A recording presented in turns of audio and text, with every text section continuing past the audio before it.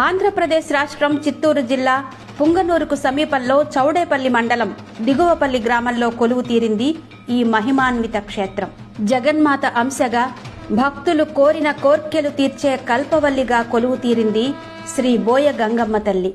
ఆనాటి యుద్ధ రణభేరిలో నవాబులపై భీకర దాడి చేయగా అమ్మవారి ఖడ్గ ధాటికి అతిపెద్ద రాతిగుళ్లు సైతం నిట్ట నిలువుగా చీల్చబడడం నేటికి ఆలయ ప్రాంగణంలో ప్రత్యక్ష సాక్ష్యంగా మనం చూడొచ్చు. భక్తులు తమ కోరికలను కోరగా మేకపోతులను పొట్టేళ్లను మొక్కుబడులుగా చెల్లించుకుంటారు.